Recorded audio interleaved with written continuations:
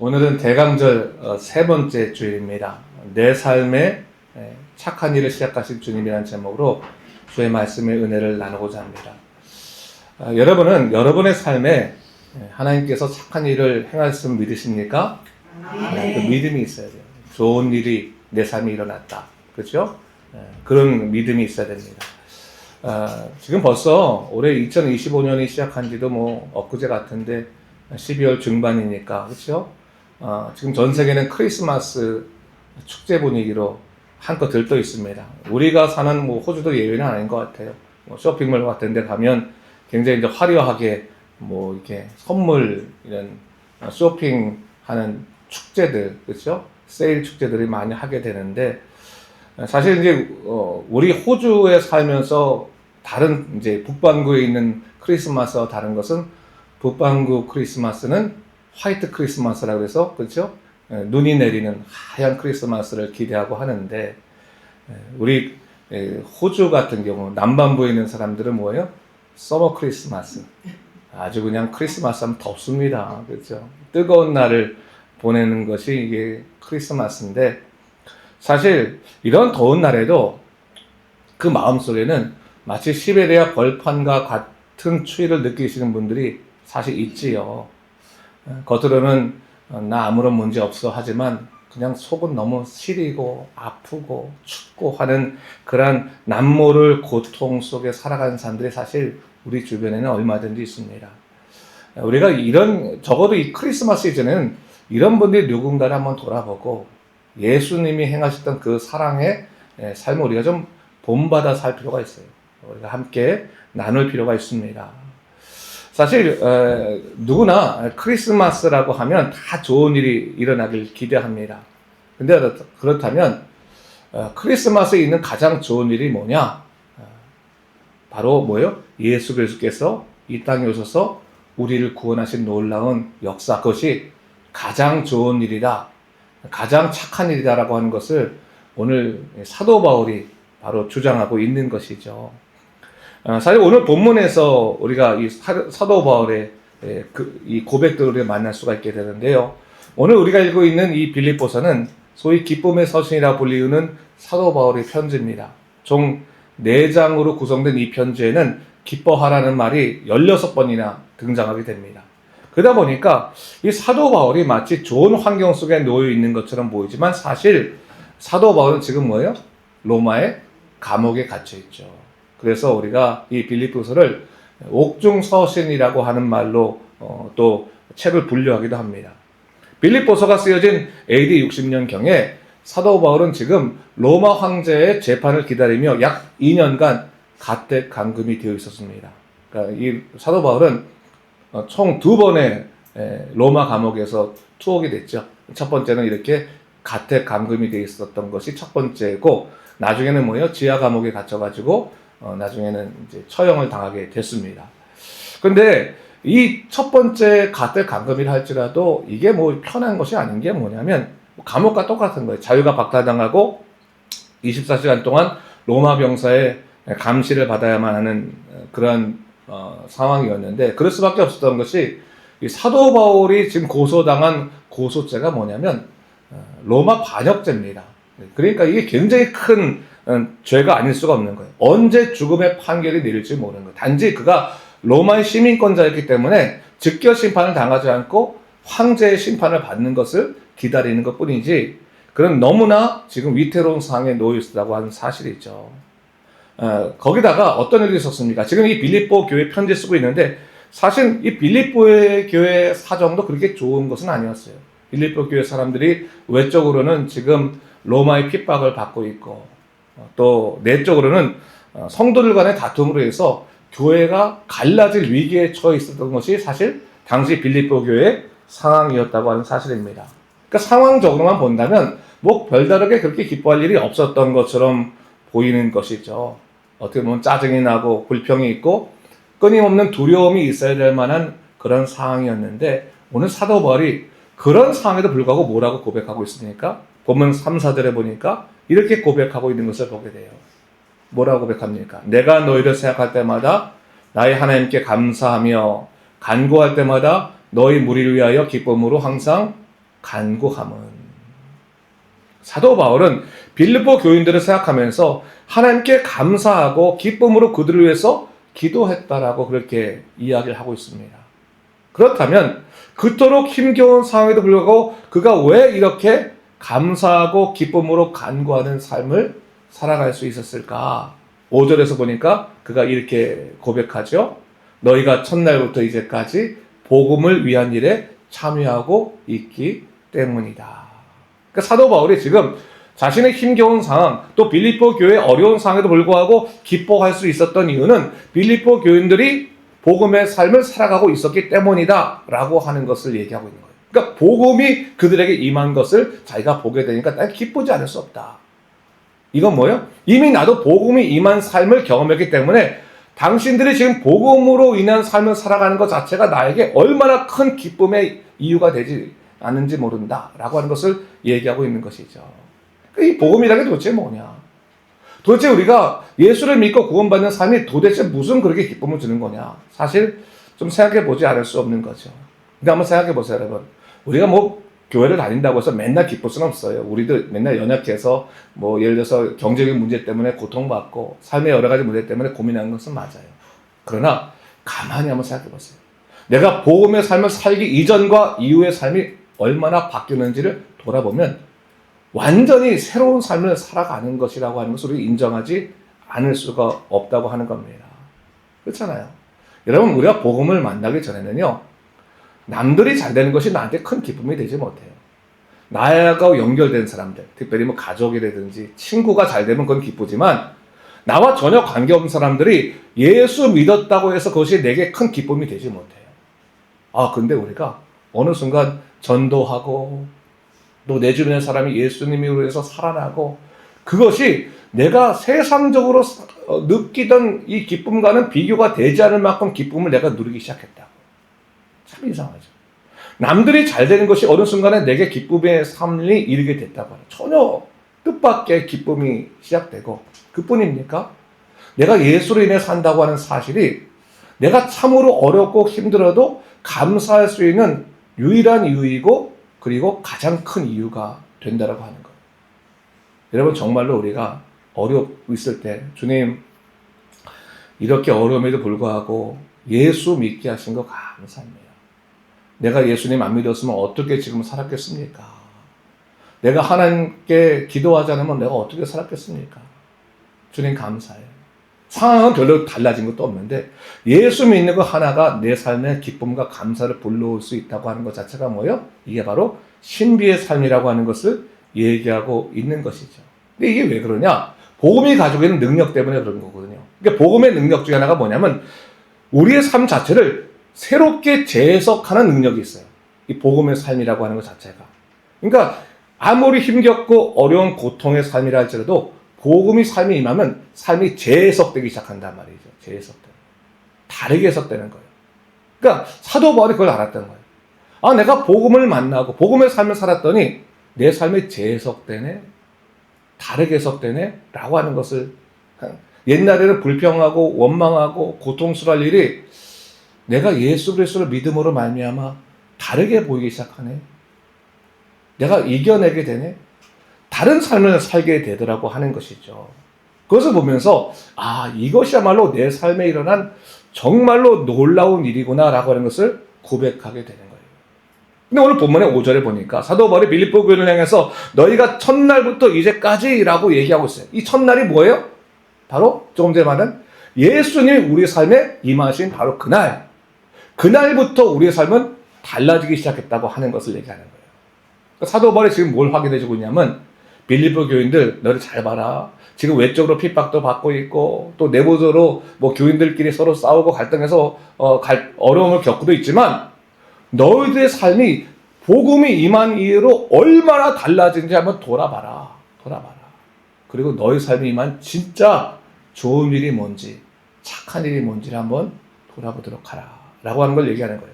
그러면서 6절 말씀을 이렇게 고백합니다. 6절 말씀 우리 다 같이 한번 읽어볼까요? 시작. 너희 안에서 착한 일을 시작하신 이가 그리스도 예수의 날까지 이르실 줄을 우리는 확신하노라. 너희 안에서 착한 일을 시작하신 이가 그리스도 예수의 날까지 이루실지를 우리가 확신하노라. 바울이 뭘 얘기하고 있어요? 예수님께서 착한 일을 시작하셨다. 착한 일. 번역이 참 재밌어요. 착한 일이라는 게. 이게 good work거든. 그러니까 사실 그냥 가장 편하게 해석하면 너희 안에 좋은 일을 시작하신 이가 라고 하는데, 번역을 착한 일로 시작하신 이가 딱 번역한 다음부터 느낌이 굉장히 다르게 다가오는 게 사실인 것 같아요. 내 안에 어떤 착한 일이 있을까? 어떤 선한 일이 있을까? 어떤 좋은 일이 있을까? 지금 사도 바울의 시선이 자기의 처지에 시선이 묶여 있지 않은 거예요. 그럼 뭐예요? 나는 감옥에 갇혀있지만 내 안에 뭐예요? 착한 일을 시작하신 예수 그리스도의 능력이 있다. 이걸 지금 고백하고 있는 거죠. 그러니까 그래서 나는 놀라운 기쁨의 삶을 살아가고 있다. 누가 우리를 향해서 야, 너 상황이 이렇게 안 좋고 힘든데 뭐가 좋다고 그렇게 감사하다고 말하냐? 내 안에 계신 예수님께서 내 안에 착한 일을 시작하셨다. 그러니까 하나님께서 착한 일을 시작하니까 내가 뭐예요? 착한 사람이 되는 거예요. 그러면 착한 사람들의 특징이 뭡니까? 모든 상황들을 좋게 바라보는 능력이 있어요. 아름답게 해석하는 능력이 있단 말이에요. 근데 마음이 꼬이고 왜곡된 사람들의 특징은 뭐냐면 모든 일을 바라볼 때 좋은 일조차도 꼬아서 바라보는 거야. 그렇잖아요. 그렇죠? 예를 들어서 뭐 착한 사람들은 누가 나한테 웃고 가면 야, 저 사람이 나 보니까 웃네. 또 무슨 좋은 일이 있나 보다 라고 하면서 그렇게 바라보는데, 마음에 꼬이는 사람들은 나한테 웃으면 저 사람이 날 지금 비웃는 거 아니야? 뭐 웃을 일도 없는데 왜 웃어? 이렇게 바라볼 수밖에 없단 말이지. 근데 예수님께서 내 안에 착한 일을 시작하면서 내가 모든 상황을 해석하는 능력이 달라지고 있다고 하는 것을 분명히 사도 바울이 깨닫고 있는 것이죠. 그 다음에 여러분, 주님께서 내 안에 이루신 착한 일의 가장 으뜸은 뭐가 있느냐라고 하는 거예요. 상황의 문제가 해결되는 건가요? 사실 아직 사도 바울의 삶에는 상황적인 문제가 해결된 것이 아무것도 없어요. 언제 감옥에 갇혀서 죽을 줄 모르는 불안한 삶을 살아가고 있는데, 사도 바울이 말하는 가장 착한 일은 다른 것이 아니라 내가 예수 그리스도로 인해서 구원받아서 언제 죽어도 나는 뭐요? 하나님 나라 갈 수 있는 그러한 승리의 삶, 구원받은 삶을 살게 되었다라고 하는 거예요. 그러니까 여러분, 예수 믿는 사람들은 이 땅에 발이 묶이지 않는 거예요. 이 땅에 발이 묶이지 않는 거예요. 언제나 승리하는 하나님 나라의 소망 갖고 있는 삶을 살아가고 있다고 믿으시 바랍니다. 그것을 바로 착한 일이라고 지금 말하고 있는 거예요. 사도 바울이 예수 그리스도께서 이루신 착한 일을 이야기하면서 이 본문에 보니까 한 세 가지 중요성에 관해서 이렇게 이야기하고 있는 거죠. 그 첫 번째가 뭐냐면 착한 일을 누구요? 주님께서 시작하셨다. 착한 일의 주체가 뭐예요? 주님이다. 그러니까 오늘 주님께서요, 우리에게 너희가 만약 착한 일을 하면 내가 도와줄 거다 라고 말하지 않아요. 지금 뭘 얘기하고 있냐면 너희 안에 착한 일을 시작하신 이가 있다 라고 말하는 거예요. 그러니까 내가 하는 착한 일이 아니라, 내가 선한 일을 하는 게 아니라 이미 내 안에 뭐예요? 하나님께서 선한 일과 착한 일을 하셨기 때문에 내가 착한 사람이 되고 선한 사람이 되고 좋은 사람이 되는 것뿐이에요. 그러니까 여러분, 하나님이 이루신다고 하는 거예요. 하나님이 먼저 찾아오셨어요. 우리가 아직 죄인 되었을 때, 우리가 정말 주님 알지 못하고 내 뜻대로만 살던 삶이었는데 예수님께서 우리 마음에 찾아오셔서 일방적인 은혜로 우리 인생에 찾아오셔서 내 삶에 뭐예요? 복음의 능력, 좋은 역사가 시작됐다라고 하는 것을 고백하는 거죠. 그걸 알라. 주님이 네 안에 찾아오셔서 너의 삶에 이미 뭐예요? 좋은 날이 되었다. 좋은 날이 되었다. 여러분은 요즘 여러분의 날을 생각하면서 좋은 날이라고 생각하세요? 아니면 참 인생 참 꼬이고 힘겹다라고 생각하세요? 좋은 날이라고 생각하셨다는 거예요. 해석을 다시 할 수 있다는 거예요. 상황적으로는 남들이 볼 때 좋은 날이 아닐지라도 내 날은 참 주님으로 인해 기쁜 날이다. 이게 얼마나 중요하냐면 여러분 보세요. 여러분이 하루를 끝낼 때 여러분의 하루를 좋은 날이라고 해석해내지 않으면 여러분들은 항상 여러분의 과거를 생각할 때 내 인생은 불행한 삶을 살고 있다고 고백할 수밖에 없어요. 근데 항상 하루하루를 어려웠더라도 예수님이 나와 함께 하신 삶, 나와 기쁨으로 함께 하신 삶, 그것을 내가 인지하고 그리고 해석해내면 여러분이 생각할 때 여러분의 과거는 모두 다 뭐예요? 행복한 삶인 것을 우리가 경험하게 되는 것 아니겠습니까? 그걸 우리 알아야 돼요. 그런데 이 놀라운 게 뭐냐면 두 번째로 이같이 주님께서 시작하신 착한 일을 주님께서 뭐예요? 끝까지 이루신다고 하는 것을 얘기하는 거예요. 내가 두 번째 잘못 썼어요. 네. 두 번째 착한 일을 주님께서 온전히 이루시겠다. 끝까지 이루시겠다. 성경 말씀 보니까 너희 안에서 착한 일을 시작하신 이가 그리스도 예수의 날까지 이루실 줄 우리가 확신하노라.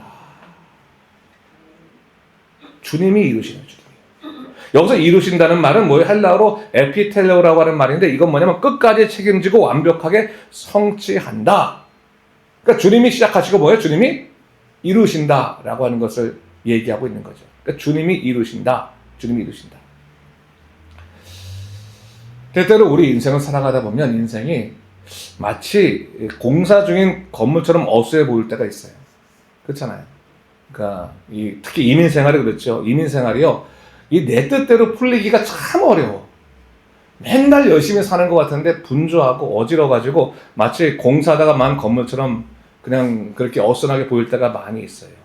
근데 우리 인생을 내 뜻대로 풀어가려면 내 인생은 미완성의 건물로 끝날 수 있지만 우리 주님께서 도와주시고 인도하신다면 내 인생은 뭐예요? 반드시 하나님의 뜻 가운데서 완성되고 완공된다.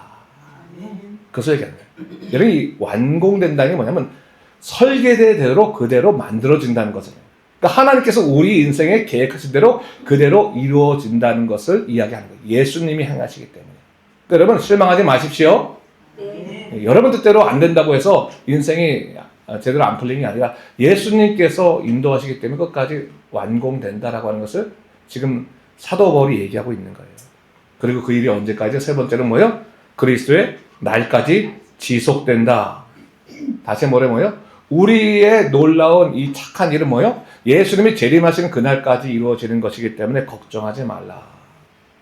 지금 우리가 대강절을 지내고 있지만 대강절은 예수님이 이 땅에 오신 날만을 기다리는 게 아니라 예수님이 다시 오실 날을 기다리는 절기가 대강절입니다. 그래서 주님께서 다시 오실 때까지 주님께서는 뭐예요? 착한 일을 그치지 아니하신다라고 하는 것을 얘기하고 있는 것이죠.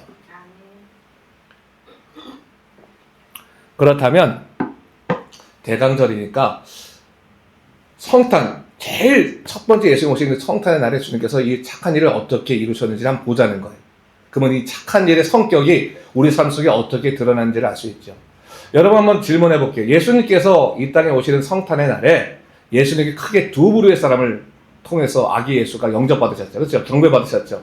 누굽니까? 첫 번째는 목자들, 들판의 목자들. 당시 가장 가난하다고 느껴지는, 그렇죠? 가장 소외받던 사람들의 목자들. 또 하나 그룹이 누구예요? 동방박사들. 그렇죠? 당시 구원이 없다라고 느껴졌던 그런 먼 이방인들. 이 두 그룹을 통해서 주님께서 경배받으셨어요. 착한 일의 성격을 여기서 찾을 수 있다고 하는 것이죠. 누가복음 2장을 보게 되면 예수님의 탄생 소식을 가장 먼저 들은 사람들이 들판의 목자인데 그들은 뭐 왕국의 귀족도 아니고 뭐 율법을 논하던 제사장들도 아니고 뭐요? 당시 가장 밑바닥으로 취급받던 하류층 사람들이었는데 이 사람들이 왜 얼마나 심각했냐면 당시 가장 중요한 것이 뭐예요? 안식일을 지키는 거잖아요. 그렇죠? 근데 안식일을 지키지 못하는 유일한 사람 중에 하나가 목자들이었어요. 왜? 이 양들을 먹여야 되기 때문에. 그래서 그들이 안식일조차 제대로 지킬 수 없어서 부정한 자로 취급받았고, 그래서 어떤 일을 이제 그들이 당했냐면 법정에서 증인으로 채택되지 않는 사람들이었단 말이에요. 그러니까 당시에 무슨 일이 생기면 증인으로 채택되는 게 되게 중요한데 목자들은 증인으로 채택이 안 돼. 그 말은 뭐예요? 사람이 아니다. 취급될 수 없다라고 하는 것을 얘기하고 있는 거예요. 그저 먹고 살기 위해서 남들의 소유인 그 양들을 데리고 가서 벌판을 헤매면서 풀을 먹게 하는 그런 사람들이기 때문에 낮에는 중동의 뼈 아래에서 땀을 흘리고 밤에는 맹수에 위협해서 뜬 눈으로 지새우는 사람들인데, 근데 참으로 놀랍게도 뭐예요? 그들에게 하나님의 착한 일이 가장 먼저 임했다라고 하는 것이죠. 착한 일이 임했다. 바로 주의 복음이 화려한 성전이 아니라 땀 냄새나고 거친 들판에 임하게 됐다. 천사들이 목자들을 찾아가서 뭐라고 말합니까? 누가복음 2장 10절을 보면 무서워하지 말라. 내가 온 백성에게 미칠 큰 기쁨의 소식을 너에게 전하노라. 자격도 없고, 그렇죠? 아무런 자격도 없는데 복음이 임했으니, 복음이 아니라 뭐 천사가 임했으니 뭐예요? 죽었다. 난 큰일 났다. 근데 두려워하지 말라. 내가 너희에게 큰 기쁨의 소식을 전한다. 메신저로 삼는다라는 걸 얘기하는 거예요. 그러니까 하나님의 착한 일이라고 하는 것은 복음에 걸맞는 자격 있는 자를 찾는 것이 아니라 가장 복음이 필요한 자에게 먼저 간다는 거예요. 가장 복음이 필요한 자. 사람들에게 외면당하고 잊혀지고 삶의 무게에 짓눌려 신음하는 자에게 복음이 먼저 찾아간다라고 하는 걸 얘기하는 거예요. 그렇다면 여러분, 오늘 우리의 경우 한번 볼까요? 내가 기도하지도 못하고 내가 망가져 있고 내가 정말로 삶이 고통스럽고 내가 주님을 찾지도 못하고 그러면 주님을 만나지 못하겠지. 주님이 나를 붙잡지 아니하겠지. 그게 아니라는 거예요. 복음의 성격은 뭐예요? 그렇게 소외되고 고통받고 고립된 사람들에게 가장 먼저 찾아가더라 라고 하는 것을 얘기하고 있는 것이죠. 그러니까 예수님이 누구와 동행하시냐? 너무너무 외로운 사람에게 먼저 동행하시고, 그렇죠? 그러니까 삶의 무게가 무겁다고 느껴지고 사람 만나도 외롭다고 느껴지는 분들, 그때 주님이 찾아오셔서 말씀하시는 거예요. 내가 너의 아픔도 알고 수고도 안다. 내가 너와 함께 하겠다. 이것이 뭐예요? 복음의 성격이다. 그런 자들은 뭐예요? 그 죽음으로부터, 그 외로움으로부터, 그 고통으로부터 건져내시는 것이 복음이다. 그렇게 안 살아도 돼 라고 하는 것이 복음이라는 것을 다시 한번 얘기해주고 있는 것이죠. 두 번째로 마태복음 2장에 보면 동방 박사들이 복음의 소식을 듣고 예수님을 찾아오는데 그들은 유대인도 아니고 이방인이었고 하나님을 알지도 못하는 점성술사였습니다. 아마 그들이 있었던 곳이 페르시아일 거라고 얘기해요. 근데 페르시아인지 뭐 혹은 다른 아수르인지 뭐 정확하게 하자면 페르시아라고 보고 있는데, 페르시아로부터 이 유대 베들레헴까지는 한 몇 킬로 정도 되신지 아세요? 몇 킬로 될 것 같아요? 1400킬로가 되는 거예요. 굉장히 긴 길이에요. 그 먼 그 길을 찾아오는 거잖아요. 그렇죠? 그러니까 어떻게 보면 이 이방인들은 복음에 정말로 소외된 사람이야. 제일 멀리 떨어서 절대로 복음을 들을 수 없는 사람들이죠. 근데 그들이 그 먼 거리를 찾아올 수 있도록 그들이 인도했던 게 뭐예요? 별이야, 별. 하늘에 별이 나타나. 그 별이 그들을 끝까지 인도했다고 하는 것을 성경이 얘기하고 있는 것이죠. 그러니까 여러분, 구원받지 못할 저 이방인들에게 주님께서 별을 통해서 인도하셨다고 하는 것, 그 자체가 뭐예요?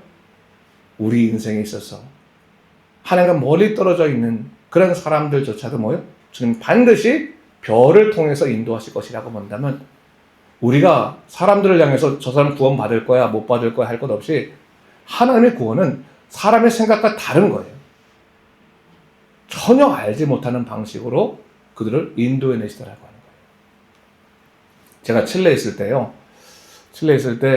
그 칠레 한인들이 있는데 그 중에서 딱 볼 때 저 사람은 칠레에 있는 사람, 한국 사람 다 구원받고 마지막으로 구원받을 거야 라고 생각하는 사람이 몇 사람 있었어. 절대로 예수 안 믿을 것 같은 사람들. 근데 그 사람들이 예수를 믿었어요.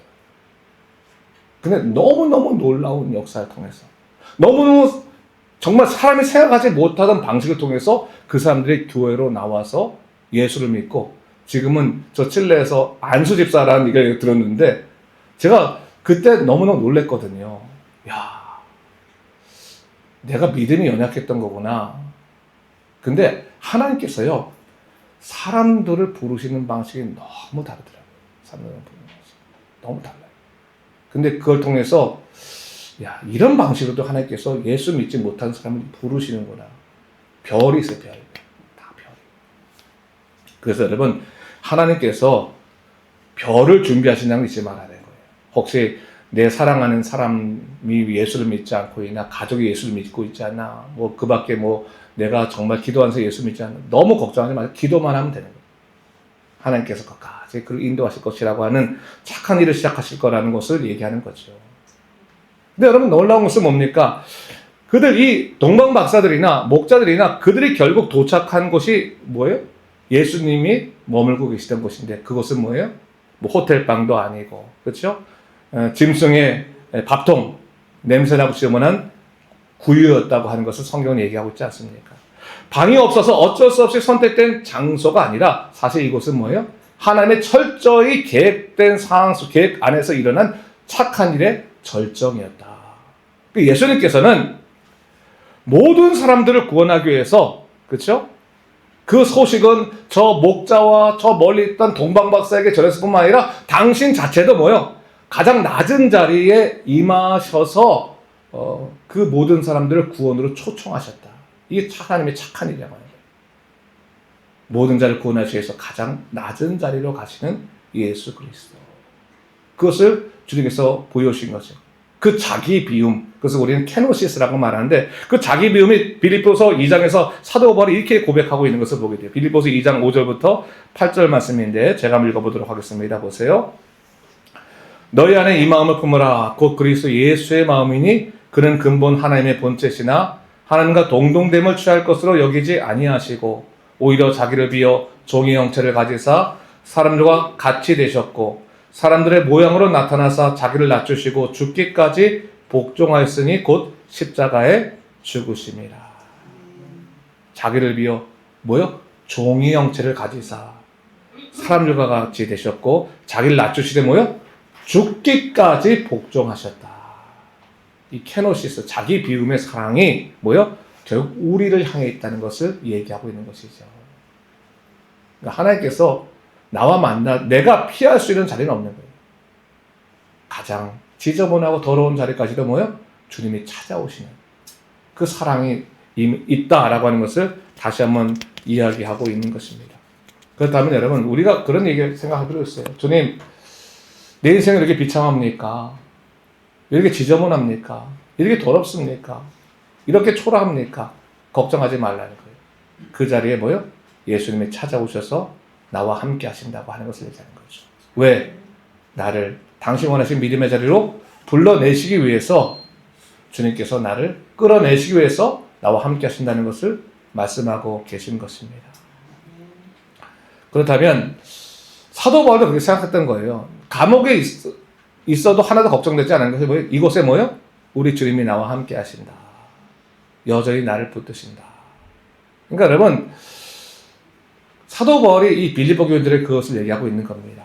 너희 삶에 뭐 이 상황에 긍정적인 신호가 보이지 않아도 네 안에 착한 일을 시작하신 예수 그리스도가 있고 그분께서 다시 오실 그날까지 이루실 것이기 때문에 걱정하지 않고 믿음으로 살아라. 그게 믿음의 삶이다라는 것을 얘기하고 있는 거예요. 그래서 뭐요? 나는 확신하노라. 확신하노라. 여기서 확신이라고 하는 말에 페로이타멘이라고 하는 헬라어는 나는 거기에 이미 설득됐다. 더 이상 의심할 의지가 없다라고 하는 거죠. 나는 내 삶을 통해서 예수님께서 나와 함께 하신다는 것을 의심 없이 설득당하고 확신했으니 의심하지 않으니 너도 그렇게 살아라. 그게 믿음의 삶이다라는 것을 얘기하고 있는 겁니다. 여러분 사실 이 호주라는 땅이 참 겉으로 보기는 아름답고 하는데 이게 현실적으로는 녹록지 않을 때가 많잖아요. 그렇죠? 어떤 사람들은 열심히 살면 된다라고 왔는데 제자리 걸음 같아서 참 내 인생의 공사가 멈춘 것이 아닌가 느껴지기도 하는데 여러분 우리의 상황을 보지 마시고 뭘 봐야 돼요? 우리를 인도하시는 하나님을 바라봐야 되는 거예요. 우리 하나님은 용도삼위 하나님이 아니신 거예요. 거창하게 시작하시다가 마무리 짓지 못하는 분이 아니라 우리를 끝까지 인도하시는 것을 우리가 믿어야 되는데 이사야서 46장 4절 말씀을 한번 같이 한번 읽었으면 좋겠어요. 한번 읽어볼까요? 시작. 너희가 노년에 이르기까지 내가 그리하겠고 백발이 되기까지 내가 너희를 품을 것이라. 내가 지었은즉 내가 업을 것이요 내가 품고 구하여 내리라. 아멘. 내가 언제 이렇게 늙었냐? 그럴 필요가 없어. 노년에 이르기까지 주님이 나를 붙드시겠다는 거예요. 노년에 이르기까지. 백발이 되기까지 너희를 품을 거라고 말씀하세요. 저 때로는 여러분 그럴 때 있잖아요. 이 신앙생활 하다가도 참 우리가 갑작스럽게 세상적인 문제에 딱 부딪히면 너무 외롭고 힘들 때마다 너무 고통스러울 때마다 혼자 눈물 흘리면서 하나님 저 외로워요. 그때 눈을 다 감고 우리 하나님이 여러분을 안아주신다는 것을 기억하세요. 내가 백발이 되기까지 너를 품을 것이다. 내가 지은즉 내가 너를 업을 것이고 내가 너희를 구하여낼 것이니까 걱정하지 말아라. 주님이 이렇게 일반 그 가전제품은 옛날에는 금성인가 10년을 작업합니다. 그랬더니 끝까지 우리 책임지신 하나님. 그것을 우리 기억하는 겁니다. 말씀을 좀 정리할까요? 제가 대강절을 설교를 준비하면서 그 생각을 좀 해봤어요.